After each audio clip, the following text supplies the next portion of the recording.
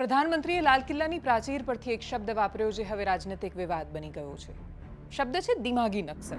हथियारी नक्सल तो गए, लेकिन दिमागी नक्सल, ये दिमागी नक्सल मौके की तलाश में है। ભારતમાં સ્વતંત્રતાના 80મા વર્ષે ટ્રિસ્ટ વિથ ડેસ્ટિનીથી લઈને દિમાગી નક્સલ સુધીની કહાની રોમાંચક અને વિરોધાભાસોથી ભરેલી છે। મગજમાં પડાતા નક્સલવાદને દિમાગી નક્સલ કે ત્યાં સુધી ઠીક, પણ સામે ઉઠતા દરેક અવાજોને જ્યારે નક્સલી કહેવામાં આવે ત્યારે સ્થિતિ દેશ માટે બહુ સારી નથી રહેતી। અને એટલે જ સમજવાનો પ્રયત્ન કરીએ નક્સલવાદ। માઓ ઝેડોંગ, ચીન અને કમ્યુનિઝમની કહાની। ચીનમાં એક એવી ક્રાંતિ સફળ થાય છે જે માત્ર ચીનનું રાજકારણ નથી બદલી નાખતી, પરંતુ હજારો કિલોમીટર દૂર ભારતના કેટલાક યુવાનો અને ક્રાંતિકારીઓના વિચારોને પણ હચમચાવી નાખે છે। બેઇજિંગમાં માઓ ઝેડોંગ સત્તાની ઘોષણા કરે છે। ચીન હવે કમ્યુનિસ્ટ ક્રાંતિના માર્ગે છે। માઓનું માનવું હતું કે ક્રાંતિનો આધાર માત્ર શહેરના મજૂરો નહીં પણ ગામડાના ગરીબ ખેડૂતો પણ બની શકે। જમીન, વર્ગ સંઘર્ષ અને સત્તા સામે સશસ્ત્ર બળવો, આ વિચાર થોડા વર્ષોમાં ભારતના એક નાનકડા ગામ સુધી પહોંચવાનો હતો અને ત્યાંથી જન્મ લેવાનો હતો નક્સલવાદ। 1949 પહેલા જ ભારતમાં કમ્યુનિસ્ટ વિચારધારા પ્રવેશી ચૂકી હતી। ભારતીય કમ્યુનિસ્ટ પાર્ટીની સ્થાપના 1925માં થઈ હતી, પરંતુ ભારતની સામાજિક અને રાજકીય પરિસ્થિતિ ચીનથી અલગ હતી। ભારત એક લોકશાહી વ્યવસ્થા તરફ આગળ વધી રહ્યું હતું। ચીનમાં ગૃહયુદ્ધ, જાપાની આક્રમણ અને રાજાશાહી પછીની અસ્થિરતાએ એક અલગ જ સ્થિતિ ઊભી કરી। માઓએ ખેડૂતોને ક્રાંતિનું સૌથી મોટું બળ બનાવ્યા। ભારતમાં પણ એવા વિસ્તારો હતા જ્યાં જમીનદારો અને ગરીબ ખેડૂતોની વચ્ચે ભારે અસમાનતા હતી, ખાસ કરીને તેલંગાણા। 1940ના દાયકામાં તેલંગાણા વિસ્તારમાં સશસ્ત્ર ખેડૂત સંઘર્ષ થયા, જમીનદારી શોષણ સામે ગરીબ ખેડૂતોનું આંદોલન। પણ નક્સલવાદને સમજવું હોય તો પહેલા સમજવું પડે કે જે વિચારધારાએ તેને જન્મ આપ્યો એનો જન્મ ક્યાં થયો। કમ્યુનિઝમ કોઈ ચીનની શોધ નહોતી, તેની આધુનિક રાજકીય વિચારધારાના મૂળ 19મી સદીના યુરોપમાં જોવા મળે છે। જર્મન વિચારક કાર્લ માર્ક્સ અને ફ્રેડરિક એંગેલ્સે 1848માં પ્રસિદ્ધ કમ્યુનિસ્ટ મેનિફેસ્ટો દ્વારા વર્ગવિહોણા સમાજ, ખાનગી મૂડી અને વર્ગ સંઘર્ષ સામેનો એના અંગેનો ક્રાંતિકારી વિચાર આગળ ધપાવ્યો। એ સમયે યુરોપમાં ઔદ્યોગિક ક્રાંતિ થઈ રહી હતી। એક તરફ કારખાનાના માલિકો અને મૂડીપતિઓ હતા, બીજી તરફ અત્યંત ખરાબ સ્થિતિમાં કામ કરતા મજૂરો। કાર્લ માર્ક્સનું માનવું હતું કે સમાજનો ઇતિહાસ મૂળભૂત રીતે વર્ગ સંઘર્ષનો ઇતિહાસ છે અને એક દિવસ મજૂર વર્ગ ક્રાંતિ કરીને મૂડીવાદી વ્યવસ્થાને ઉથલાવી દેશે। આ વિચાર જ આગળ જઈને દુનિયાના અનેક દેશોમાં અલગ અલગ સ્વરૂપે કમ્યુનિસ્ટ ચળવળનો આધાર સ્તંભ બન્યો। પણ માર્ક્સની વિચારધારાને પ્રથમ વખત મોટા પાયે સત્તામાં રૂપાંતરિત કરનાર વ્યક્તિ માર્ક્સ પોતે નહોતા, તે હતા વ્લાદિમીર લેનિન। 1917 રશિયામાં બોલ્શેવિક ક્રાંતિ થઈ, રશિયન સામ્રાજ્યની જૂની વ્યવસ્થા તૂટી પડી અને દુનિયાનું પ્રથમ મોટું કમ્યુનિસ્ટ રાજ્ય ઊભું થયું, સોવિયત યુનિયન।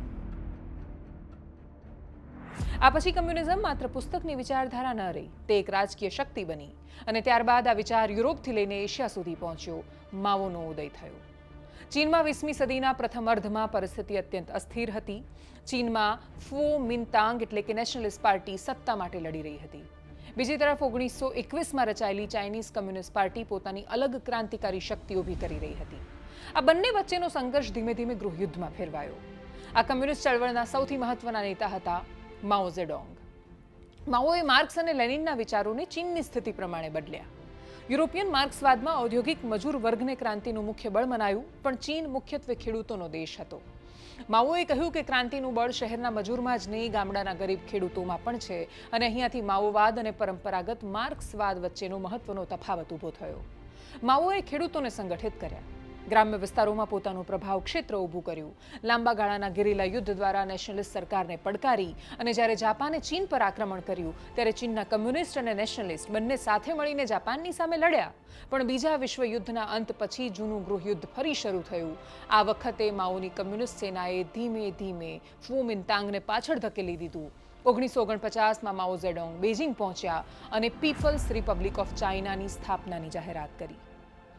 કોમિન્તાંગના નેતા ચિયાંગ કાઇશેક અને તેમની સરકાર તાઇવાન તરફ પાછી ધકેલાઈ ગઈ।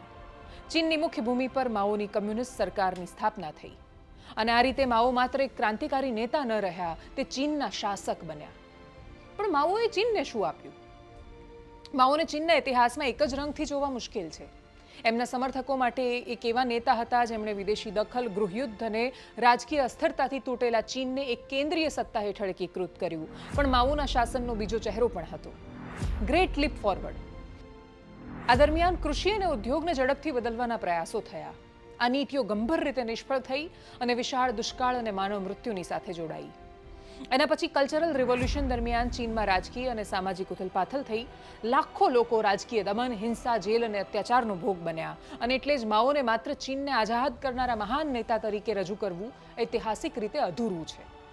ચીનની મુખ્ય ભૂમિ પર કમ્યુનિસ્ટ પાર્ટીની સ્થાપના અને ચીનનું એકીકરણ એમની ઐતિહાસિક સિદ્ધિ હતી, પણ તેમના શાસનની કિંમત પણ મોટી હતી. અને પછી આવ્યા ડેંગ ઝાઓપિંગ. માઓ ઝેડોંગનું મૃત્યુ થયું. થોડા વર્ષોમાં ચીનની દિશા બદલાવા લાગી. આ પરિવર્તનના સૌથી મહત્વના નેતા બન્યા ડેંગ ઝાઓપિંગ. ડેંગે માર્ક્સવાદનો પૂર્ણ ત્યાગ નહોતો કર્યો. ચીન કમ્યુનિસ્ટ સ્ટેટ રહ્યું. પણ ડેંગે એક મૂળભૂત પ્રશ્ન પૂછ્યો કે જો અર્થતંત્ર જ આગળ ન વધે તો માત્ર વિચારધારાથી દેશ સમૃદ્ધ કેવી રીતે બને? અને અહીંયાથી ચીનમાં એક ઐતિહાસિક વળાંક આવ્યો. ડેંગે બજાર આધારિત સુધારાઓ કર્યા. ખેડૂતોને વધારે આર્થિક સ્વતંત્રતા મળી. ખાનગી ઉદ્યોગ અને વિદેશી રોકાણ માટે દરવાજા ખુલ્યા. વિશેષ આર્થિક ક્ષેત્રો ઊભા થયા. ચીને વિશ્વના બજાર સાથે જોડાવાનું શરૂ કર્યું.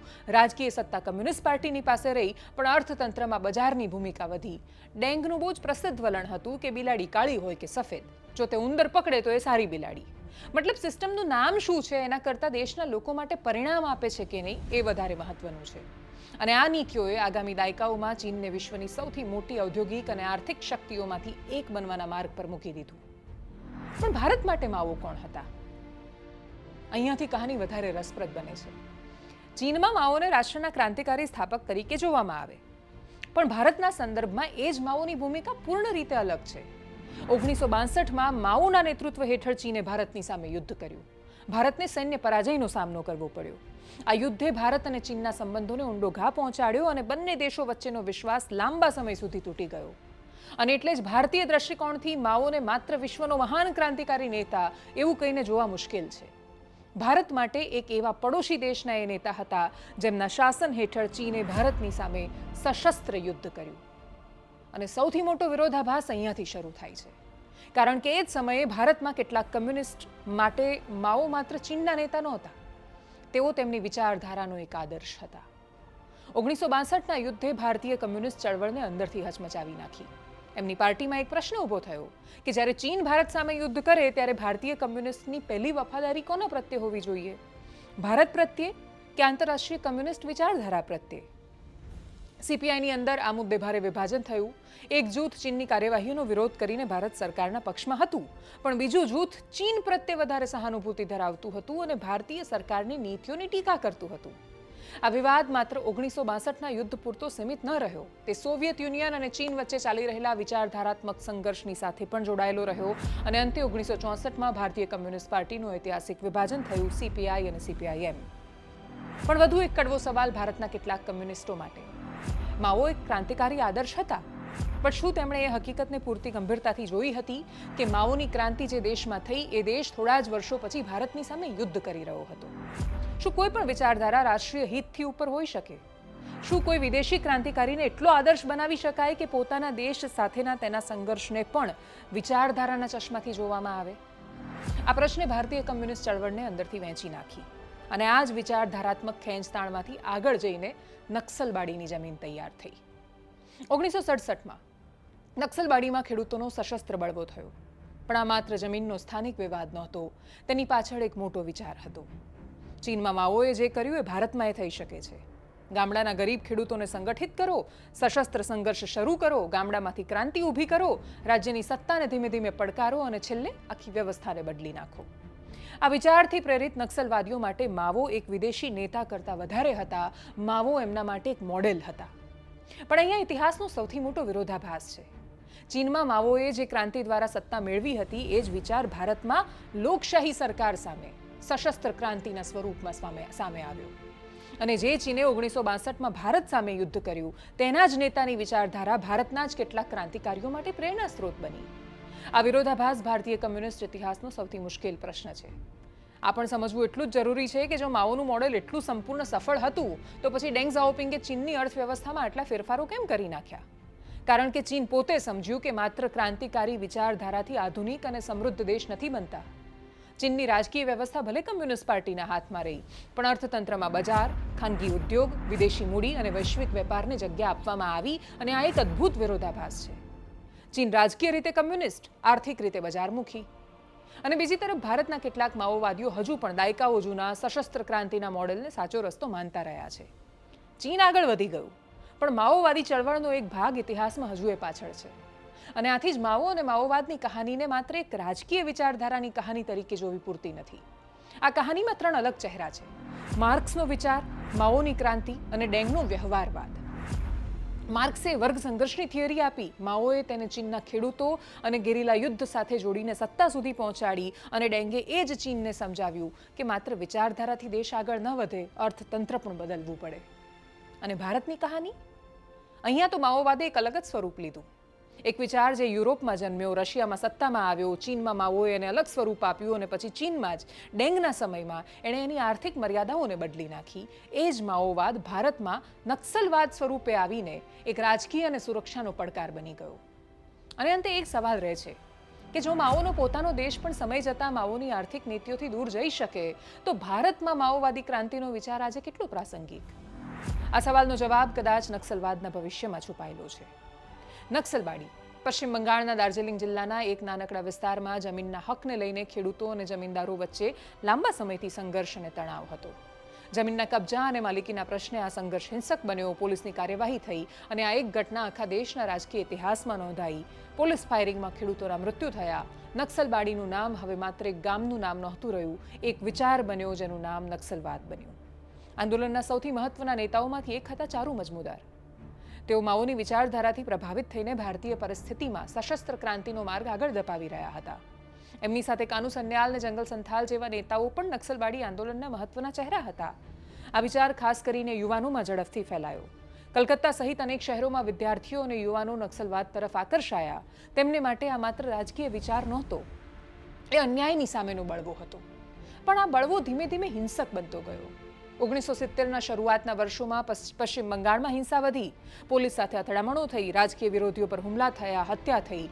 1972માં ચારુ મજુમદારની ધરપકડ થઈ. થોડા જ સમય બાદ પોલીસ કસ્ટડીમાં એમનું મૃત્યુ થયું.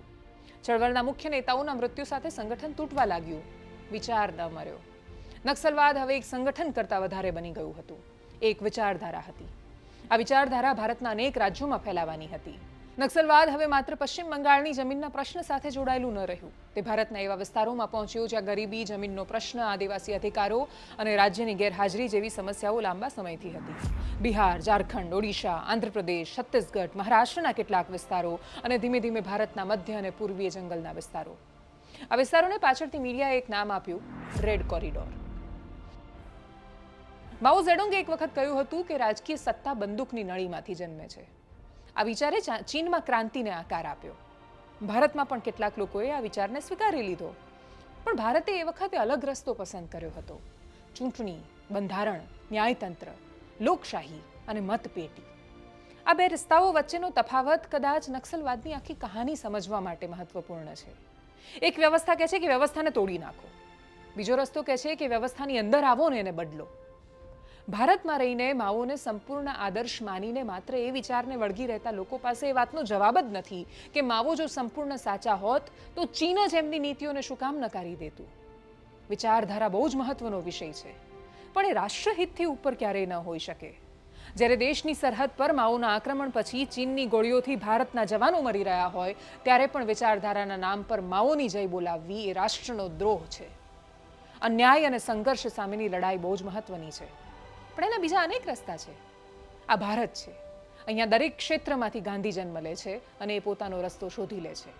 સરકાર સામે અવાજ ઉઠાવવો એ લોકતાંત્રિક દાયિત્વ છે, પણ કોઈ તમને હિંસાથી સરકાર ઉથલાવવા બાજુ લઈ જાય છે તો યાદ રાખજો, એ વાતને હવે જમાનો થઈ ગયો જ્યારે દુનિયાના કોઈ પણ ખૂણે આ વિચારને સફળતા મળી હોય. નમસ્કાર.